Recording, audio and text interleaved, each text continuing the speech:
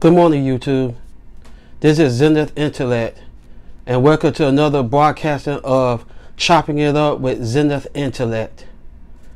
Today's topic is going to be about, or is going to be titled, "Are you living your best life, or are you just living?" So, for those who've been following me lately, you already know that I usually pick a word that links in with the topic, or melds with the topic that I'm talking about, and that word that I'm going to use is going to be talent. So let's get into the definition of what talent is, or what talent means. Talent: natural aptitude or skill, the natural endowment of it. The natural endowment of a person. So that's the definition of talent. And like I said earlier, I chose talent because I think it sinks in well with the subject matter I'm going to be diving into. Also, I would like to also include a scripture that I think fits in or sinks in well with this topic as well. And the scripture comes from Matthew chapter 25, 14 through the 30th verse. So if you bear with me, I'm going to read this, but if like I say, if you bear with me and you got some time, follow me along in the Bible, and I'm going to read this scripture because I think it fits in or sinks in well with the topic. So let's get into it. Matthew chapter 25, 14 through the 30th verse. Then shall 25 through the 14th verse, through the 30th verse. Sorry. Let's see. Starting from the 14th verse. For the kingdom of heaven is as a man traveling into a far country, who called his own servants and delivered unto them his goods. And unto one he gave 5 talents, to another 2, and to another 1, to every man according to his several ability, and straightway took his journey. Then he that had received the 5 talents went and traded with the same, and made them other 5 talents. And likewise, he that had received 2, he also gained another 2. But he that had received 1 went and digged in the earth, and hid his Lord's money. After a long time, the Lord of those servants cometh and reckoneth with them. And so he that had received 5 talents came and bought other 5 talents, saying, Lord, thou deliverest unto me 5 talents. Behold, I have gained beside them 5 talents more. His Lord said unto him, Well done, thou good and faithful servant. Thou hast been faithful over a few things. I will make thee ruler over many things. Enter thou into the joy of thy Lord. He also that had received 2 talents came and said, Lord, thou deliverest unto me 2 talents. Behold, I have gained 2 other talents beside them. His Lord said unto him, Well done, good and faithful servant. Thou hast been faithful over a few things. I will make thee ruler over many things. Enter thou into the joy of thy Lord. Then he which had received the 1 talent came and said, Lord, I knew thee that thou art an hard man, reaping where thou hast not sown, and gathered where thou hast not strawed. And I was afraid. And when he hid and went and hid thy talent in the earth, lo, there thou hast that is thine. His Lord answered and said unto him, Thou wicked and slothful servant, thou knewest that I reap where I sow not, and gather where I have not strawed. Thou oughtest therefore to have put my money to the exchangers, and then at my coming I would have received my own with usury. Take therefore the talent from him, and give it unto him which hath 10 talents. For unto everyone that hath shall be given, and he shall have abundance. But from him that hath not shall be taken away even that which he hath. And cast ye the unprofitable servant into outer darkness. There shall be weeping and gnashing of teeth. There I have read Matthew chapter 25, 14 through the 30th verse.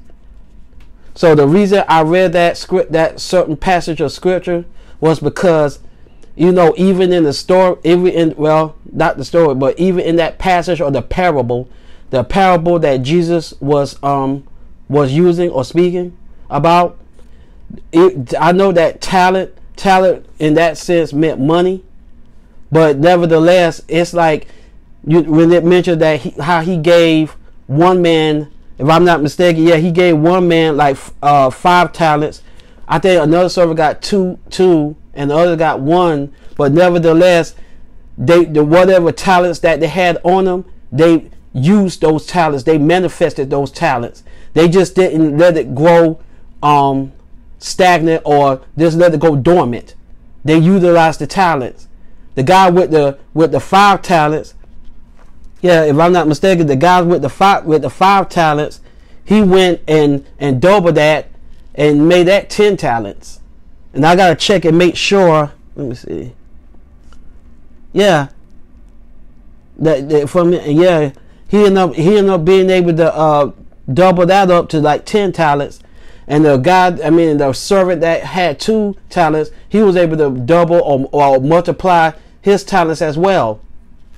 But then you had that one servant. It was like, okay, instead of me taking the talent I got and trying to try to utilize it and maximize on it, and trying to go out there into the world or to society and make something of it, he just decided to take that one talent and bury it. So that's like someone. It's like, okay, you got a talent or you got a skill, but instead of using that one talent or that skill that you got, use it for in reference to society, and not just that, society too, but also to be able to even make a living or be able to make money, but at the same time, most importantly, being able to, like I say, utilize and maximize that talent. Don't let it go dormant. But see, he buried it. So he buried that one talent and just let it go dormant. Don't let that talent go dormant, and he didn't maximize on it. He just buried it in the earth. He was the one servant who had the 5 went out there into the world and end up the world or society, and end up being able to multiply or duplicate those talents. He went from having 5 to having 10. So basically, it's like, okay, he went out there and put in the work. He put in some time. You know, he wasn't being lazy. He wasn't being slothful. He said, okay, I'm going to utilize what God, my master, gave me. I'm going to utilize it. I'm not going to let it go dormant. I'm not going to just let it sit still. Because you ever heard that saying, you know, and I think, and if I'm not mistaken, that's a scripture about that too, about stirring the gift. Yeah, if you got a gift and you got a talent, you need to stir that gift. You need to get it moving.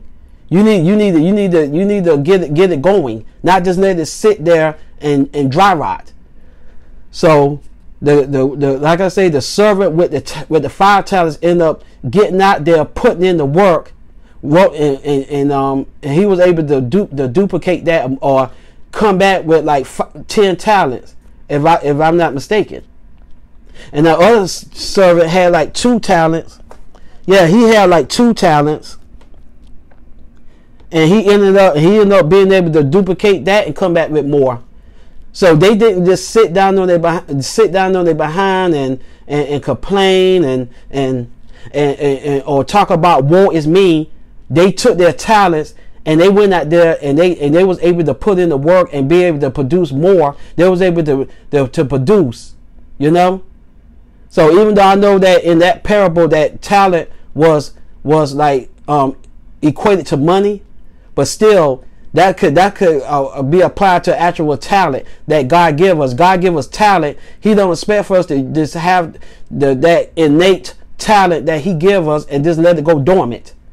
And we're going to have to be able to stir that gift. We're going to have to exercise it and have to utilize it, and utilize it and go out into the world and utilize that talent so it could benefit humanity. It could benefit society, and in the long run too, it could probably benefit your pockets if it's something that could be used in the job market. So that's why I chose that passage, because I liken it to like people, we got talents. People got talents, untapped talent or ability that they don't even utilize. They got natural endowment that they don't tap into, and they let it go to waste. So we got to be like those servants were in the book, and get out there and get on the grind, and get out there and put in some work so we can tweak and maximize our talent to the optimal, or to the zenith, I would say, to the peak performance. We got to utilize our talents. We just can't let it go dead. That's the point. So moving on, I'm going to bring up Socrates briefly. If anybody's familiar with philosophy, Socrates, and the only reason I'm bringing Socrates into this, because I said, you know what, this will fit in well with the topic that I'm talking about as well. So yeah, a quote from Socrates. Socrates, based off of, and if I'm not mistaken, and I did my research right, it came from Plato's Apology. Socrates, the unexamined life is not worth living. And if my research is correct, I think that came from Plato's Apology. So Socrates, the unexamined life is not worth living. So basically, in a nutshell, my interpretation of that, I know, if I really want to get technical, I can probably bore some of y'all to death with what the philosophical meaning of it is, and I could very well do that, but I don't want to bore you. So I just draw my own interpretation from that, for what Socrates said about the unexamined life is not worth living. It's it would be a pretty boring and lame life if you just go throughout life not examining your true potential, or what your purpose in this life is, what your purpose in this life is. I think that would just be a pretty boring life. You just living just to live, not really trying to seek and figure out, well, why am I here? What's my purpose? And for those that are believers, why did God put me on this earth? And figure out why God put you on this earth, and once you figure it out, go with it. But examine your life. See, just like they got, if I'm not mistaken, there's a scripture that says search the scriptures. Well, you should be searching and examining your life. You should be trying to figure out, what's your purpose? What am I here for? What can I do to better humanity? What can I do to make pretty much this world a better place? And also, with that being said, if you need to make a living, what talent or what skill set do I have in reference to what that I can use to make money, to be able to make a living, to be able to have a better quality of life. You need to examine your life, do some self-inventory. I guess I would say, do some self-inventory and examine, what are you here for? What's your purpose? What talents do you possess, and how you might have one talent, you might have many talents, but you won't know that unless you examine it. You got to examine it, and you got to like I said earlier, you got to stir the gift. You can't let it lie dormant. So it's basically what I put down in my notes, own examination of life. You got to do self inventory and say, well, hey, I need to do an inventory of what talents do I have, what skill sets do I have, what do I have to offer the world, or society that's actually good. What do I have to offer a company or corporation that will be worth them paying me for? So it's like one's own examination of their life, and also the love of wisdom. See, there's a scripture for that too, because that says that in all thy getting understanding. Yeah, see, we should be constantly trying to seek knowledge. We should be constantly trying to seek wisdom and evolve and grow in knowledge. That's what we should be doing. We should be growing in wisdom and knowledge. And see, when you get wisdom, when you in knowledge, see, that can help you to be able to unlock your potential. That can help you to be able to utilize your talent or your skill set or your or your endowment. That can help you to be able to stir the gift. You could be able to utilize that talent and eventually be able to maximize, or to be able to utilize that talent and allow you so you could be able to come to your true potential. You know, not letting that, like I say, the talent go to waste. You got to seek wisdom. You got to seek knowledge. And the more wisdom and knowledge you get, it's like, okay, man, you know, I'm starting to get some wisdom. I'm starting to get some knowledge. I'm starting to get some understanding. Now I'm starting to get a better understanding of how to use my talents, how to use my skill sets. You know, I'm starting to learn some things, learning how to use different tools and resources to be able to maximize my abilities. You know, so you got the talent, and it's like, okay. And if you come across, like, the more wisdom and knowledge you gain, the better you're going to be able to utilize that talent, and so for the you know, the better, for the benefit of society, and as well as if you can use that talent to be able to take care of your family or take care of yourself and maintain that quality of life that you want. So basically, you know, seek that wisdom, seek the knowledge, so that you don't just be going through life just to be here, taking up space and sucking up air, and you know, you just walking through life like you some type of zombie or some type of walker. You gotta, you know, God put us here for a reason. He put us here for a purpose, and we need to utilize that purpose. We need to maximize that purpose, and not just be here and be idle. Because there's a saying, an old adage that says that the devil, our idle mind is the devil's workshop. And we definitely don't want to give the devil no more power than he already has. Because I say, please don't be naive or foolish and think that the devil don't have any power. He has power. He has power. But we don't want to give him no more power than he has. So don't, you know, like, the more wisdom and knowledge you seek, the less the more likely you're not going to be idle, and then the more likely the devil not going to be able to occupy your mind and use it for occupy your mind, basically. And see, there's another scripture that goes perfectly with that. James chapter 1, 5th verse. If any of you lack wisdom, let him ask of God, that giveth to all men liberally, and upbraideth not, and it shall be given him. So basically, if you want knowledge, if you seek knowledge, you seek wisdom, you can ask God for the wisdom, or you can ask God for the wisdom. He'll give it to you liberally, but you got to ask.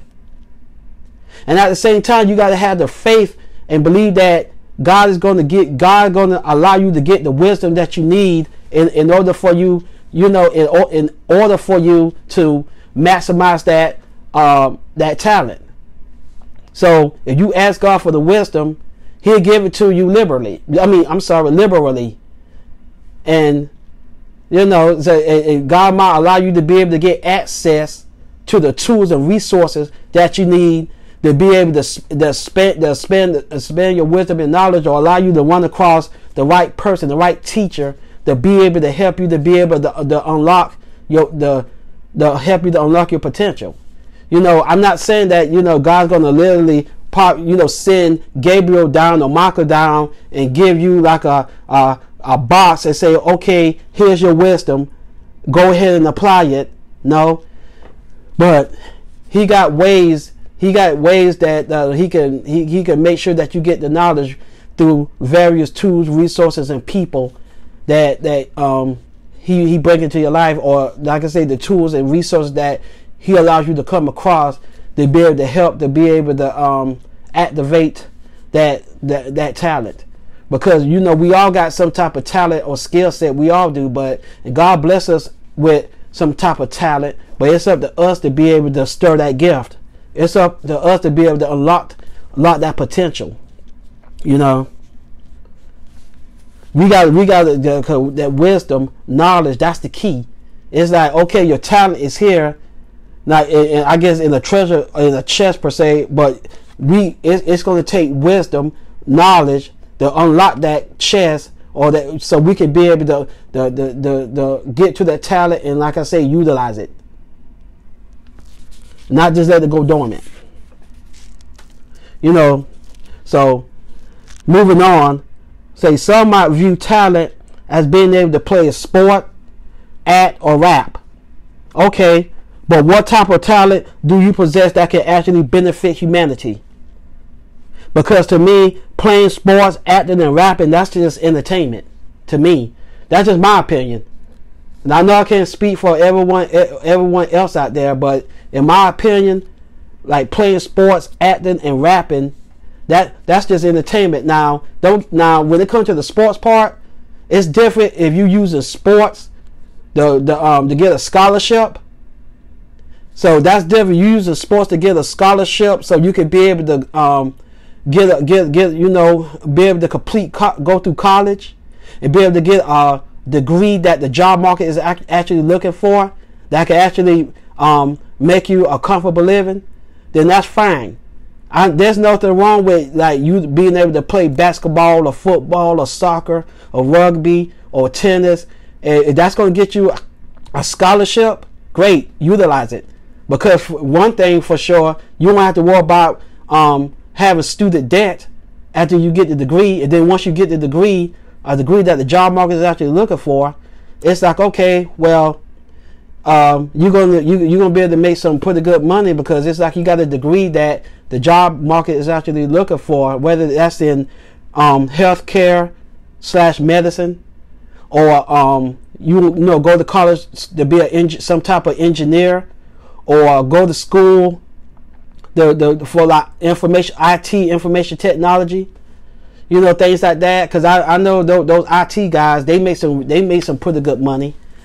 And so you go to school, like if you use sports, athletics, in order to get a scholarship. And see, that's another example, a right way of using your talent. If you're talented in playing sports and you're athletic, use it to get a scholarship, so you can get a degree in something that the job market is actually looking for.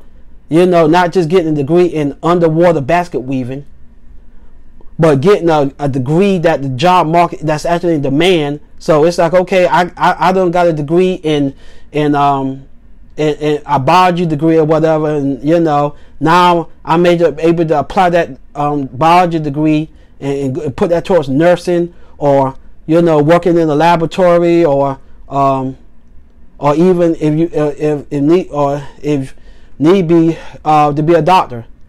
So it's like, okay, you got a biology degree, or you got a IT degree, information technology degree, and you could work in the computer field or whatever, or like I say, go get an engineering degree. But nevertheless, you use your athletic ability to be able to get a degree that the job market is actually looking for.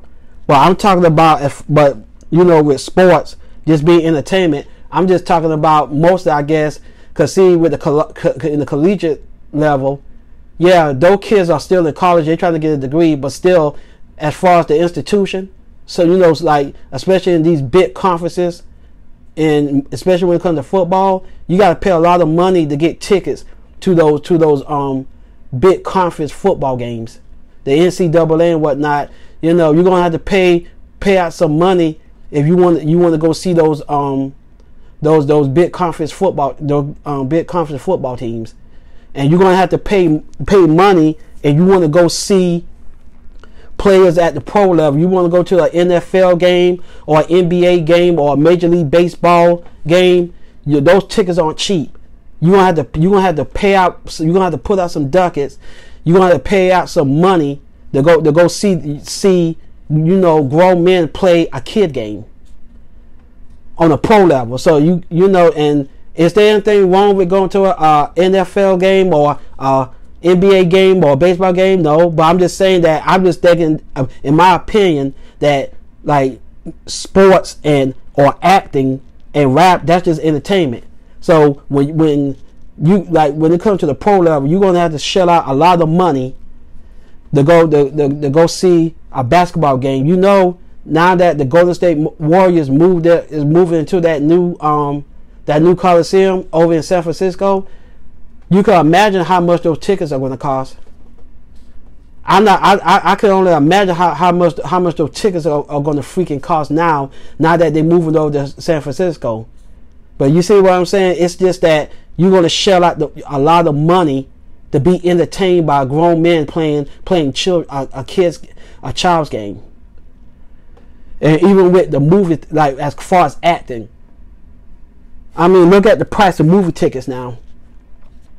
You go to the movies now, you're probably going to pay about like $15 to $20 just for the ticket. That don't include the popcorn, the soda, and the Reese's Pieces.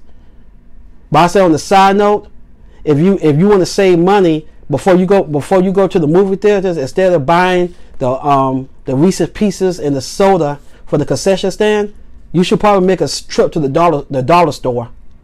Go to the Dollar Tree or Dollar General or Family Dollar and get you like a 99-cent Coke or Pepsi product and get you some Reese's Pieces from there, right from the dollar store. Because it's enough you already paying the $15 to $20 for the ticket. So if you want to get some Reese's Pieces or some Sour Patch Kids or a Coke or a Sprite, yeah, go to the dollar store and get it.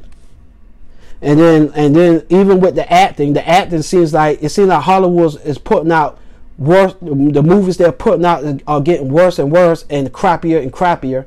No originality. They lack imagination. And it's just they're just putting out pure crap, in my opinion. So I don't really think it's worth the $15 or $20 you got to pay to go see these horrible movies they're coming out with now. And then also these movies where instead of just they want to make it a trilogy and beyond. It's like, okay, they're gonna mess around and have a Fast and Furious Part 25, or make a Saw 10, or even John Wick 30. It's like, dang, how many more Saws or Fast and the Furious or John Wick movies y'all gonna come out with? And it's like beating a dead horse. But that just get back to my point. Like I said, yeah, acting. I mean, they might some might say, well, acting is a skill, but I mean, it's only going to benefit you if you can get your foot into Hollywood. And you can actually start make about $10 million, $20 million a film. So and rapping too. With rapping, it's like, gosh, it's like everybody rapping now, even grandma trying to rap. And it's like, and it seems like the rap is getting to, in my opinion, and this is just my opinion, the rap is getting worse.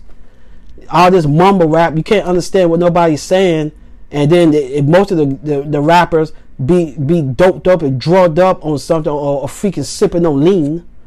So you can't really understand what they're saying. They sound incoherent. They sound like they sleepwalking, talking in their sleep. So it's like, yeah, rapping.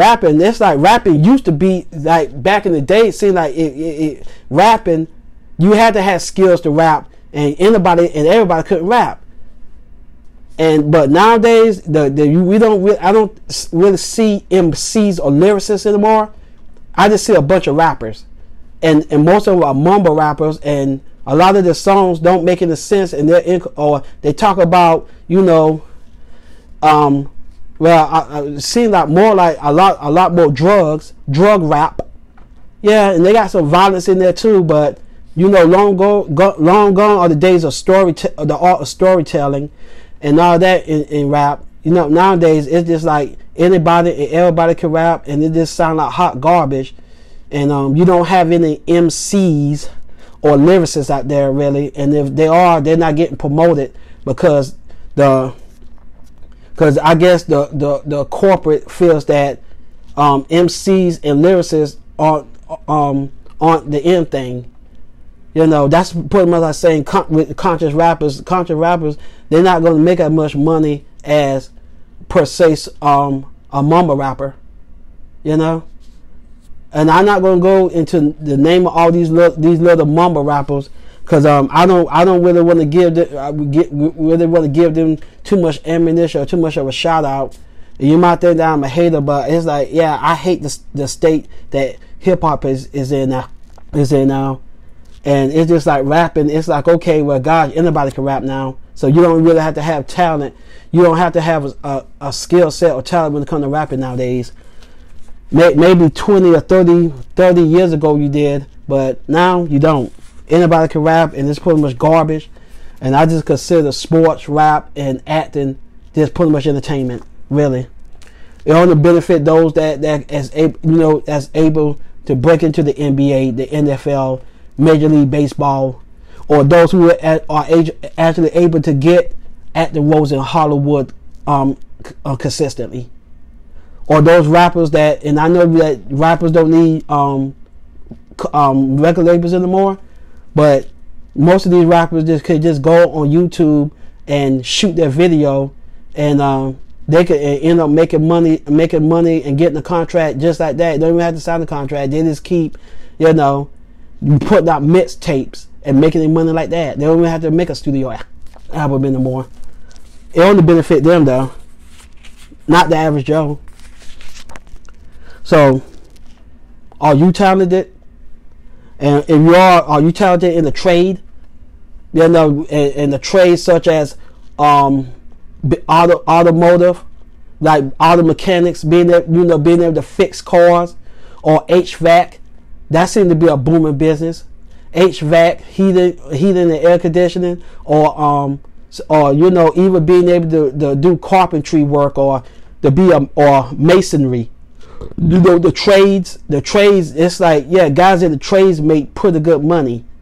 Remember when I made that? If y'all was following me, and I think I discussed this in my first video, Maverick.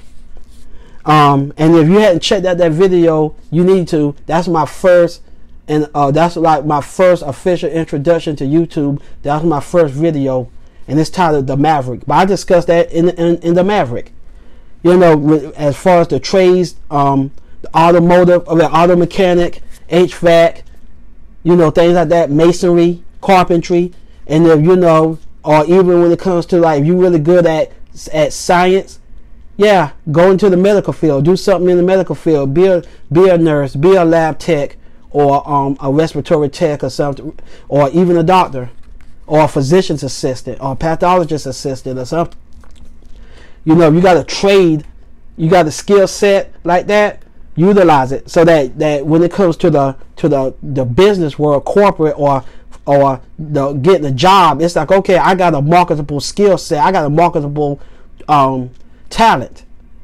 So are you have a talent, and you got some people, it's like, okay, but gosh, they really are naturally good with their hands. They go to college to polish it, or trade school to polish it up, but it's like, oh well, you got guys that's been working on cars, and it's like, gosh, they never even went to school for it, and they're just as good as the guys that went to trade school and got certified. And I'm like, dog, you should. It's like, it's just amazing. But it's all about that innate talent, that innate ability. And I mean, my word is bond. I'm telling you that I know guys that, like, are really good mechanics, and it's like, well, guys, you never went to school for this. How, where did you get this knowledge from? I know where it came from, but at the same time, at least they're maximizing and utilizing that skill set, to be able to make some money, to be able to bring in some finances. So some guys are really, they really good at fixing cars, or they really are good at building things from scratch. It's like, wow, the way you build things and put things together, You would think, oh, well, they were an engineer or something. They never went to school for it. But they come out and build or design and engineer stuff and build things like with surgical precision. And it's like, wow, they never went to school for it. So yeah, you got guys who are really good at crafting and building things and fixing cars and whatnot, or women that are, they are really good at at sewing or making pottery, pottery, or even cooking. Not to try to sound sexist, but yeah, you got women who are really good cooks. You got men who are really good cooks, and so you could take that talent and parlay it into a business. It's like, oh, well, so they could cook. Their food is like the bomb. You mess around word of mouth, and you can probably like starts from selling plates. Next thing you know, that turns into a catering business, and then the next thing you know, you got a brick and mortar restaurant. And then you probably got 5 or 6 other restaurants in the area that's trying to specialize in the food that you make. But see, your food, well, once people come into your restaurant, the food is so good, they're like, well, gosh, there's probably like 5 or 6 other soul food restaurants in the neighborhood, but this is the best soul food I've tasted out of all the restaurants in the area. Or they would think their grandma or their mom was back there cooking that food because it's so good. You ever heard that expression about, this food is so good, it makes me want to slap my mama? Yeah, some people, they cook so well that they could actually probably start some type of catering business or restaurant, and they actually take off because the food is so unique. It tastes so good. They put that TLC in it that it's like, okay, there ain't no competition. People lining up to get your food because you cook it better than all the other restaurants around in the area, whether it be soul food, Mexican food, or Thai food, or gourmet, or whatever you want to specialize, French or rustic, country type, rustic type cooking. Or you got some people that cook game or like animals and not game as in reference to animals. They specialize in preparing those animals in unique ways. So if you could cook, or you got some kind of trade or something, bank on that, maximize that talent. If you could play an instrument, you can and especially when it comes to the church is always looking for musicians. The church is always looking for musicians. And you can play the guitar, and you can play the organ. You could play the drums or the flute or the saxophone or something like that. It's like definitely utilize that. For one, it's like, if God you got some musicians that got the innate ability, God-given talent, they be able to play the instrument. They don't know how to read sheet. They don't read sheet music. They play by ear. And they really can play. They can really jam. So if you really good at playing the instrument, and freelance. I mean, in my opinion, I feel that when you playing the organ, when you playing the instrument for the glorification of the Lord, you playing an instrument for in reference to praise and worshiping the Lord, you shouldn't charge any money for. You shouldn't charge any money to be able to play or utilize a talent that God gave you. It's like you shouldn't charge the church and say, hey, if you want me to play the organ, if you want me to play the guitar, you want me to play the drum, you're gonna have to pay me.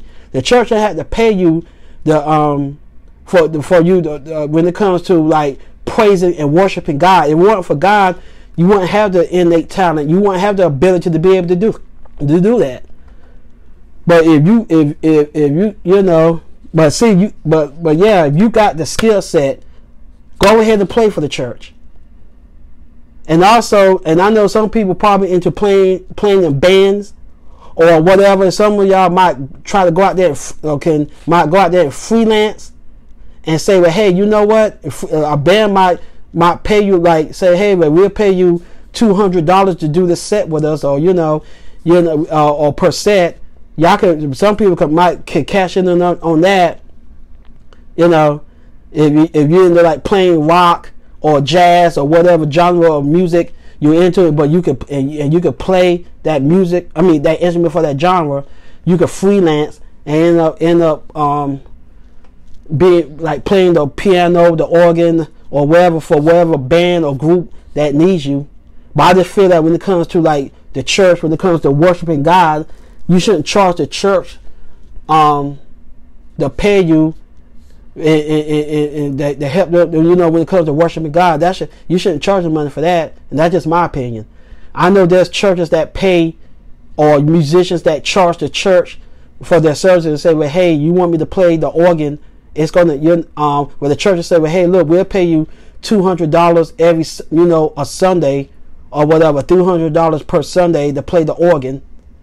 But when it comes to that's what I get back to. When it comes to worshiping the Lord, or come to the glory of the Lord shouldn't even be asked for money when it comes to that, because all the things that God done for us and probably done for you, that's the least you could do is to be able to play, to utilize your talent and for to help to glorify the Lord in song and praise and worship. So I mean, but you got some of these bands out here that say, well, hey, we could use a drummer, we could use a guitar player, we could use a piano player. You know, I could you know, pay you like $200 a set, so on and so forth. So you know, if you know how to play like an instrument, you know how to play some kind of musical instrument, then go for it. It's like me personally, it's like because like I'm a believer, and the lifestyle that I live, I have to be careful about saying about where or what establishment I decide to play an instrument. Because you know, I'm not because I like play the guitar, the lead guitar on and off, but it's not like I'm going to say, well, hey, you know what, I'm pretty good at playing the lead guitar. Let me go play for this club. Me personally, I probably wouldn't do that because of, like I say, my belief. But I know everybody aren't believers, and you know, if you're not a believer and or you subscribe to some another religion, you know, you're not, and you want to play for a club or a lounge or wherever, and it's like they offer you $200 a set, $300 a set, or whatever the agreement is, then that's still a skill set. That's still a talent. If you got it, then you might as well monetize off of it if you could play an instrument. And also teaching, that's a skill set. Teaching is a talent. Everybody can't teach. Everybody can't teach. Everybody can't break it down. Everybody can't give blocks of instructions properly. You know, you got people out there that are really good teachers. They're really good teachers, and a lot of them are underrated. But you know, if you're a teacher, that's great, and you could teach. And there's, you know, it's nothing wrong with teaching and giving out some free knowledge and some free wisdom. It's okay to do that, because that's like a way of, in a way, like you're paying it forward and giving back to society. But at the same time, you know, if someone's willing to pay you for your knowledge, pay you for your wisdom, and say, yeah, can you teach me this skill set? Can you teach me this skill? I don't care if it's playing the instrument, cooking, or playing the sport, whatever you're good at teaching, and they want to pay you for it, then monetize off of it if you can. But I think you should keep it balanced. It's like, okay, you know, I'm a teach. In some instances, I'm a teach and using my ability to teach because I want to be a help to people. I want to be a blessing. I want to pay it forward. I want to do my part for society and to make society a better place.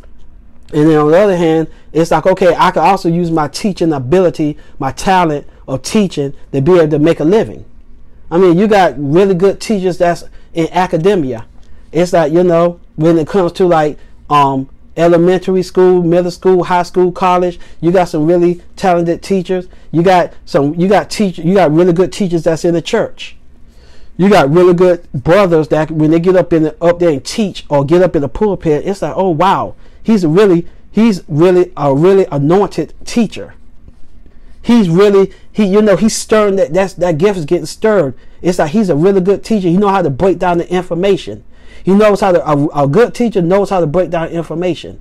So he knows how to break down the information. He knows how to break down the knowledge, so that the student can understand, and not just at the same time understand, but the student can grow from that wisdom and knowledge. Because you got some like teachers that teach it to you to the point where they just need for you to regurgitate, remember it for a certain amount of time, regurgitate it just long enough for you, retain it just long enough for you to pass the test or exam, or for the time being, the student just regurgitates it and forgets it. But once you learn some type of wisdom or knowledge, you should always try to retain it. You shouldn't just remember it or retain it just long enough to pass an exam or test and then forget about it. But you got some people out there that are some really good teachers. And if you're one of those people, then you need to tap into that talent. You need to tap into that potential and, teach, spread wisdom, spread knowledge, and be able to break down that wisdom and break down that knowledge, or break down the wisdom and knowledge. And you got some people who are really good planners or organizers. They plan well, they organize well. And you got some businesses that can use people like that. It's like, gosh, I need a planner, I need an organizer. You want a job? Somebody might even pay you for that skill set because, they got such a big corporation going, a big thing going. And it's like, I need somebody to help me to organize organize some things within my business. So that's what it's like. You can make money off of helping somebody organize their time and organize their finances and organize resources and whatnot and plan and to be able to help to execute. And it's like you can make money doing that type of stuff. And the church can always use people like that too. The church can always use people who's good at planning and organizing. You got all kind of different you got all these different different things going on in the church. The sisterhood, the brotherhood, and all these other little projects or things going on in the church. And it's like, regardless, if you're a really good organizer or a good planner, you'll fit well in some of these places. Like I say, the brotherhood department, the sisterhood department, or be on the usher board or something. Or like the people who's responsible with collecting, I guess, and organizing things like for the homeless, or doing like a clothing and food drive for the homeless, or even the church run like a shelter and be able to feed and clothe the homeless and whatnot. You could use that that ability to plan or organize for various things. But some people are really, really talented when it comes to organizing and planning things. They're really good at that. And that who I find to be really good at planning and organizing, and this is just my opinion, women. I think women are some of the best planners and organizers out there. And between me and my wife, she's a much better planner and organizer than I am. But that's just my opinion. I think that women are they're like some of the best planners and organizers out there, in my opinion. You got some men who do it really well too, but that's why I say, in my opinion, I know quite a bit of women. It's like, gosh, they're really good at planning and organizing. So if that's one of your talents, and you're really good at that, maximize that talent, utilize it, stir that gift. And my last one before I get up out of here is leader. You got some talented leaders out here, and I know a leader isn't born. A leader is pretty much made. But you got some people that it's like, gosh, they seem like you run across them and you're like, gosh, he or she was born to be a leader. You would think that they didn't have to learn it, and it's just flawless. They make it look easy. They make it look effortless being a leader. And we got a lot of so-called leaders out here, but a lot of them aren't good leaders. They're not really good, and they shouldn't be leaders. They should they just be a follower. But you got some people that really got the leadership ability. They got the leadership capability, that skill set, and they really are good leaders. So, I mean, if you got that that ability, that the innate ability to be a leader, and you could keep, you know, because like I said, a leader's not born, a leader is made.